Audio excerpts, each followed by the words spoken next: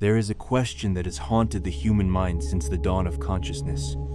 It is a question that you have likely asked yourself in the quiet moments of the night, when the distractions of the world fade away and you are left alone with your thoughts. Why am I here? And more importantly, why does this place feel so wrong? If you look at the natural world, you are told it is a miracle. You are told it is a perfect ecosystem created by a loving God.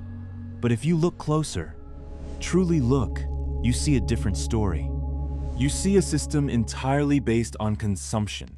Life must kill life to survive. Creatures are born, they suffer, they struggle for resources, they age, and they die. It is a cycle of perpetual entropy, a machine of decay. For thousands of years, religious institutions have told you that this is a school. They say you are here to learn lessons, to grow, to perfect your soul through suffering so that you may one day be worthy of heaven. But what if that is a lie? What if the suffering isn't a lesson at all? What if it's a fuel source? 2,000 years ago, a group of mystics, seers, and early Christians known as the Gnostics flourished in the Mediterranean. They possessed secret teachings, gospels that were deliberately excluded from the Bible, texts like the Apocryphon of John and the Gospel of Truth. The Gnostics looked at the world and declared a terrifying truth. Earth is not a school. Earth is a prison. And the entity that created this material world is not the supreme God. This explains the sensation you have carried your entire life, the feeling of being an alien on your own planet. You feel this way because, according to Gnostic teaching, you are an alien here. Your body belongs to Earth, crafted from matter and biology. But your spirit, the core observer behind your eyes, does not belong to this density. You are a divine spark, known as pneuma, a fragment of the eternal light that has been trapped in a physical vessel. You have been subjected to a cosmic amnesia, stripped of your memories, and inserted into a simulation designed to keep you asleep. The Gnostics called this state of ignorance agnoia. It is a sleep so deep that you have forgotten you are royalty. You have forgotten that you come from the pleroma, the realm of fullness and infinite potential. Instead, you have identified with the avatar, the character you play in this matrix. But the fact that you are watching this video means the sleep is wearing off. The call is being sent out. Across the world, millions are waking up to the realization that the narrative of society, religion, and history is a fabrication. In this series, we are going to dismantle the illusion. We are going to explore the forbidden history of the Demiurge, the Archons, and the true mission of the figure known as Jesus. This is not just information. This is Gnosis, direct, experiential knowledge intended to unlock the prison doors from the inside. But be warned, once you see the truth, you cannot unsee it. This journey is not for the passive observer. It is for the active seeker.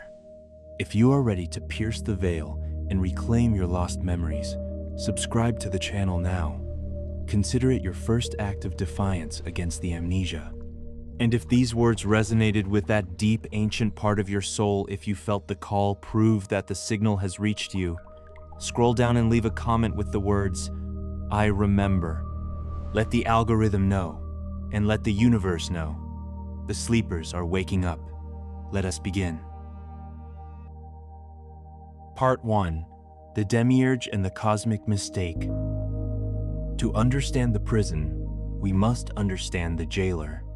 Most modern believers operate under the assumption that there is only one God, the creator of heaven and earth. But the Gnostics made a radical distinction that got them hunted and killed by the early church. They taught that the creator God of the material universe, often associated with Yahweh in the Old Testament, is not the true source. They called him the Demiurge. In the Gnostic creation myth, which serves as a metaphor for high-level metaphysical truths, the true universe is called the pleroma. It is a realm of pure, non-material consciousness, inhabited by aeons beings of immense power and light. The highest of these is the monad, the ineffable Father, a source of pure love that creates through emanation, not through craftsmanship. One of the aeons, named Sophia Wisdom, desired to know the unknowable. In a moment of passion and confusion, she attempted to create life without the balance of her male counterpart or the consent of the monad. The result was a catastrophe. She birthed a being that was misshapen, blind, and cut off from the pleroma. This being was Yaldabaoth, the Demiurge. The texts describe him as a lion-faced serpent, representing brute force and cunning. Because he was born in the darkness of the void, outside the pleroma, he did not know his mother. He did not know the monad. He opened his eyes, saw nothing but empty space, and in his insanity he declared, "I am God, and there is no other God beside me." Sophia, watching from above, cried out, "You lie, Samael." Samael means God of the blind, but he could not hear her. In his arrogance, the Demiurge began to build. He wanted to mimic the beauty of the pleroma, but because he was flawed, his creation was flawed. He created the material universe, the stars, the planets, the physical laws of gravity and time. But unlike the eternal realm, this world was built on rigidity, decay, and death. It was a counterfeit reality, a shadow. The Gnostics urge us to look at the character of the Creator in ancient scriptures with fresh eyes. In the Old Testament, God is described as jealous. "I am a jealous God." He demands blood sacrifices. He orders the genocide of entire tribes. He regrets creating humanity and drowns them in a flood. He punishes knowledge, the Garden of Eden. The Gnostics asked, "Does this sound like an infinite, all-knowing source of love? Or does it sound like a paranoid, insecure, and powerful cosmic tyrant?" The Demiurge is not evil in the simple sense. He is ignorant. He believes he is the supreme authority. He built this system to be worshipped, to be feared, and to control. He is the architect of the Matrix. And just like any architect, he needs workers to maintain his structure. He needs energy to sustain a universe that is cut off from the eternal source. This is the dark secret of our reality. The material universe is a closed system. It cannot generate its own energy. It must consume. And the ultimate source of energy for the Demiurge and his hierarchy is you. Part 2. The Archons and the Harvesting of Loosh. If the Demiurge is the warden, then the Archons are the guards. In Gnostic texts like the hypostasis of the Archons, these entities are described as inorganic beings, rulers produced by the Demiurge to administer the Matrix. Whether you call them interdimensional entities or mind parasites, their function is identical: to keep the divine sparks trapped in the illusion and to harvest their energy.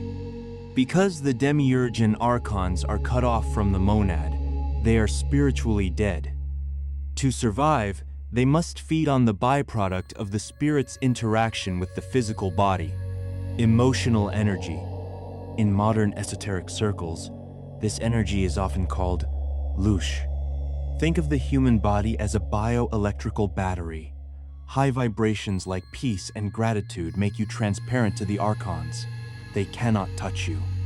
But low vibrations, fear, anger, lust, and despair, create a dense energy. This is their food. Look at the design of human society through this lens, and everything makes terrifying sense. The fear-mongering news, tribal politics, and economic survival mode are not accidental. They are parts of a perfectly designed farming system meant to maximize Loosh production. The Archons incite wars for the massive release of pain. They create social division to keep us fighting each other, ensuring we never look up to see who is pulling the strings. They even hijack spirituality. The Gnostics warned that Archons can appear as angels of light, creating religions that demand guilt and subservience. When you kneel in fear begging a judgmental God for forgiveness, you are feeding the very entities that enslaved you. They trapped us in the wheel of samsara, the cycle of reincarnation. They use the lie of karmic debt to lure you back. But how can you learn a lesson if your memory is wiped every time you return? It is a trick to restart the battery. They whisper intrusive thoughts to suppress you because they fear you. You have something they lack, the divine spark. You are a creator. They are merely imitators. And 2,000 years ago, a breach occurred in their security system. An Aeon from the Pleroma entered the simulation to show prisoners the exit. They called him Jesus. But the Gnostic Jesus is not the sacrificial lamb of the Bible. He is a lion. He is a liberator. He descended not to save us from sin, an invention of the Demiurge, but to cure our amnesia. Think of the Matrix. Jesus is not the architect. He is Neo, entering the simulation to reveal the code. In the Gospel of Thomas, verse 3, Jesus warns, "If those who lead you say to you, 'See, the kingdom is in the sky,' then the birds will precede you. Rather, the kingdom is inside of you, and it is outside of you." This is the key. The Demiurge wants you looking outside at the sky, at idols, at churches. Jesus pointed inside, to the connection with the monad. The Archons were terrified of this teaching. If humanity realized they carried the essence of the supreme God within, they would realize the Demiurge is an imposter. That is why the Gnostics were silenced. The establishment didn't kill Jesus because he preached love. They killed him because he revealed the exit. He taught that the world is a corpse. Gospel of Thomas, verse 56. He was telling us that this reality is dead matter. You, the living spirit, are superior to it. You do not need to bow down to the prison.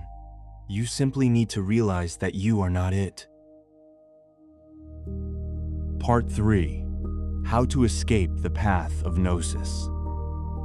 So, how do we escape? If we are in a prison, where is the key? The key is Gnosis. But do not confuse Gnosis with intellectual knowledge. It is not about memorizing facts or reading books. Gnosis is self-knowledge. It is the visceral, intuitive realization of your true nature. It is the moment you stop believing you are a human being named John or Sarah who has a soul, and you realize you are the soul having a temporary hallucination called John or Sarah. To achieve Gnosis and prepare for the escape, you must do the work while you are still alive. You cannot wait until death. If you die in a state of ignorance, you will be recycled. The Gnostic path to liberation involves 3 critical steps. The Archons control us through attachment. They hook our energy through our desires and our fears. We are addicted to the material world, addicted to status, to validation, to physical pleasure, and even to our own suffering. To escape, you must practice radical detachment. This doesn't mean you have to go live in a cave. It means you must be in the world, but not of it. You must observe your life like a movie. When you feel anger, observe it, but don't become it. When you feel desire, acknowledge it, but don't let it drive you. When you stop reacting emotionally to the Matrix, you stop feeding the Archons. You become invisible to them. Most people live their lives projected outward. Their attention is always on their phone, their job, their relationships. The Gnostic practices turning the light around. You must spend time in silence, looking inward. You must find that quiet space behind your thoughts. That silence is the frequency of the monad. The more you rest in that silence, the more you strengthen your connection to home. The Gnostics taught that the counterfeit spirit, the ego, is an artificial implant given to us by the Archons. The ego is the voice in your head that judges, compares, and fears. It is the interface of the Matrix. You are not your ego. You are the observer of the ego. Every time you refuse to listen to that negative voice, you are hacking the system. You are reclaiming your sovereignty. Part 4. The Trap at Death. This brings us to the most critical part of the Gnostic warning, the moment of death. For most people, death is the end. But for the Gnostic, death is the beginning of the final exam. What happens when your physical body dies? Your soul is released from the biological suit. You enter the astral realm. And according to Gnostic texts like the Apocryphon of John, this is where the Archons wait for you. They will not appear as monsters. They are shapeshifters.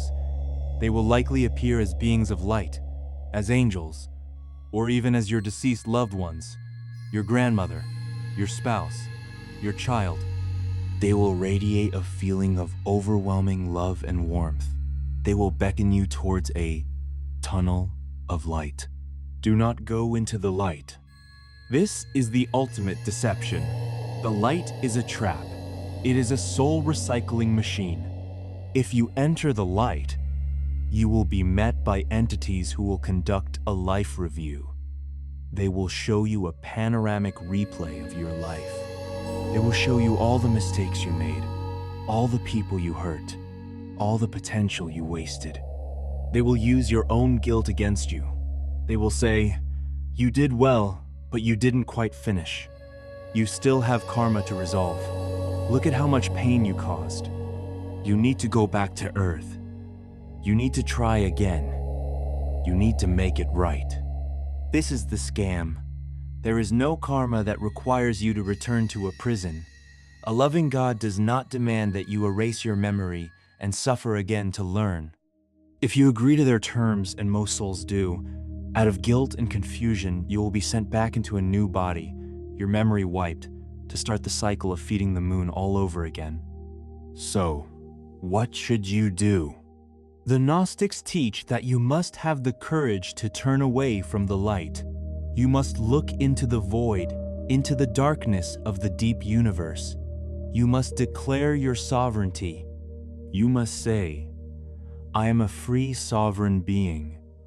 I am a child of the pleroma. I am of the monad. I do not consent to your authority. I do not consent to return." By declaring your identity with absolute conviction, their illusion will crumble. You are more powerful than them. They only have power over you if you give it to them. When you turn away from the archonic light and project your intention towards the true source, the pleroma, you will see the true light. It is not a blinding white light of external projection. It is a golden, soft light of pure knowing. It feels like home. Moving towards that light breaks the cycle of reincarnation. You return to the fullness. You return to the One. You are free. Final, the ultimate exit. This information is heavy. It is terrifying to some, but liberating to others. If you have felt a resonance while watching this, a shiver down your spine or a sudden clarity in your chest, it is because your divine spark is vibrating. It is recognizing a frequency that has been suppressed for eons. You are remembering the agreement you made before you came here. You must understand this. You are not a victim of this reality. You are an infiltrator. You volunteered to descend into this dark, dense frequency to anchor the light. You are a Trojan horse of consciousness inside the Demiurge's fortress. You came here to break the circuit.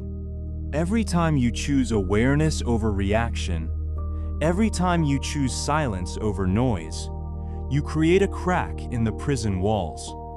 The Demiurge and his Archons are losing control. The frequency of the planet is rising, and the old systems are crumbling. The chaos you see in the world right now is not the end. It is the panic of the Wardens. They are desperate because their food source is waking up. The matrix is glitching, and they cannot patch the holes fast enough. Your job now is simple, yet it is the hardest thing you will ever do. Do not succumb to fear. Do not let the world drag you down into low vibrations. Cultivate your inner silence. Silence is the one frequency the Archons cannot hack. This world is not your home. You are just a traveler passing through a foreign land. And when the time comes to leave, whether at the end of this video or at the end of this life, do not look back. Do not hesitate. Go home. The door is open. The choice is yours. If you are ready to reclaim your sovereignty, if you are ready to walk the path of the pneumatic, the spirit-led being, then declare it now. Make it real. Scroll down to the comments and write a simple affirmation. I am sovereign. Let this be your first active step in rejecting the programming. If this message unlocked a memory within you, please like this video. It tells the algorithm to send this key to other lost souls who are searching for the exit. And subscribe to the channel, because we have only just scratched the surface of the forbidden history. There are more truths we need to uncover together. Wake up! The simulation is ending. Thank you for watching. Until we meet again in the light, goodbye.